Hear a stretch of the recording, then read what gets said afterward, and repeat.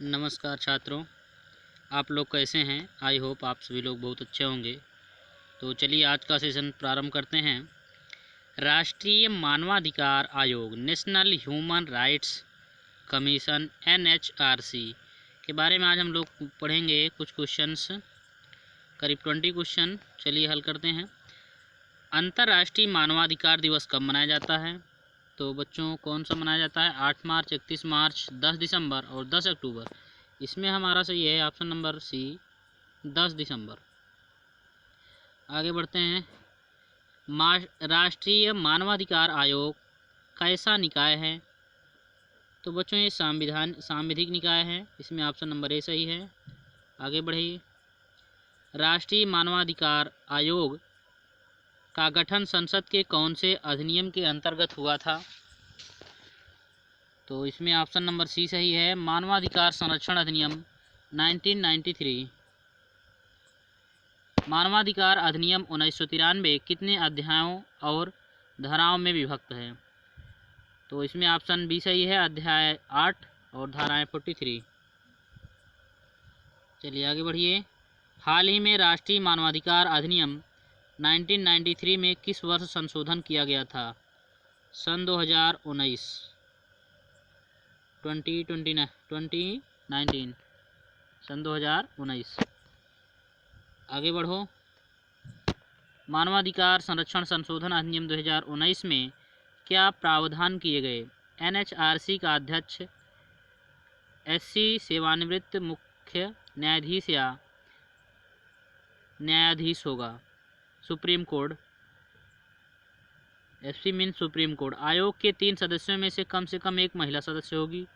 पदेन सदस्य के रूप में राष्ट्रीय पिछड़ा वर्ग आयोग और राष्ट्रीय बाल अधिकार संरक्षण आयोग के अध्यक्षों और दिव्यांग व्यक्तियों के लिए मुख्य आयुक्त को भी शामिल किया गया है। NHRC और SHRC के सदस्यों के कार्यालय की अवधि को कम करके 3 वर्ष और 70 वर्ष की आयु जो भी पहले हो कर दी गई है। इसके साथ ही पुनः नियुक्ति के प्रावधान भी समाप्त कर दिए गए हैं। नेक्स्ट अगला लगाइए। राष्ट्रीय मानवाधिकार आयोग में अध्यक्ष सहित कितने सदस्य होते हैं? ऑप्शन नंबर डी, 5 सदस्य होते हैं।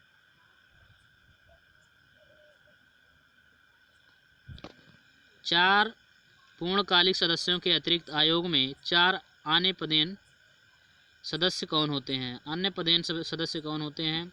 इसमें ऑप्शन नंबर डी सही है।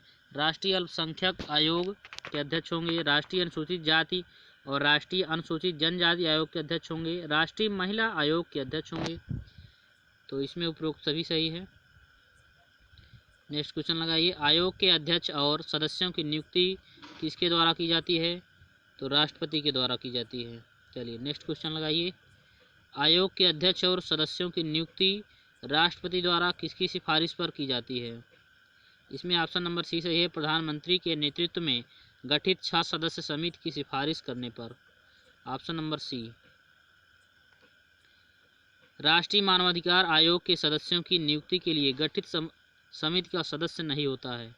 प्रधानमंत्री, लोकसभा में विपक्ष का नेता, ये सभी नहीं होते हैं। इसमें सही ऑप्शन नंबर सी से राज्यसभा का सभापति नहीं होता है। NHRC के अध्यक्ष और सदस्यों का कार्यकाल कितना वर्ष होता है? इसमें ऑप्शन नंबर सही है, 3 वर्ष या 70 वर्ष की आयु तक। Option number C.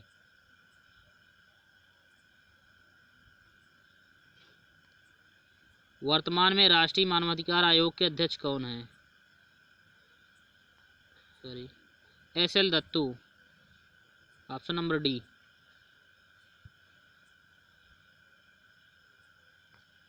राष्ट्रीय मानवाधिकार आयोग का प्रधान कार्यालय कहाँ स्थित है?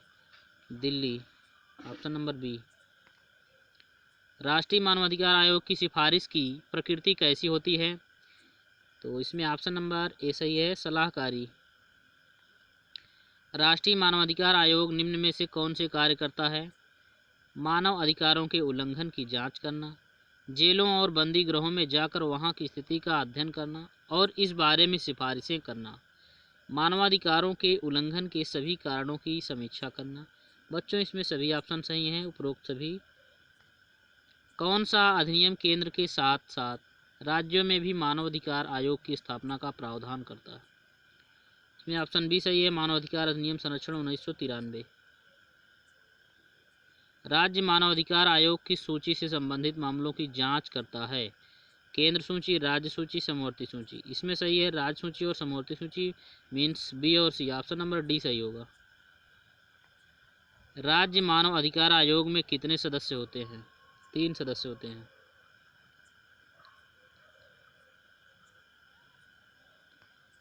राज्य मानवाधिकार आयोग के अध्यक्ष और अन्य सदस्यों की नियुक्ति एक समिति की अनुशंसा पर कौन करता है? राज्यपाल। राज्य मानवाधिकार आयोग के अध्यक्ष और सदस्यों की नियुक्ति के लिए गठित समिति में निम्न में से कौन शामिल होते हैं? राज्य का मुख्यमंत्री, विधानसभा अध्यक्ष, राज्य का गृह मंत्री और विपक्ष नेता, उपरोक्त सभी। तो आज का सेशन यहीं पर समाप्त होता है। आप लोग पढ़ते रहिए। Well inspired and connected. Thank you.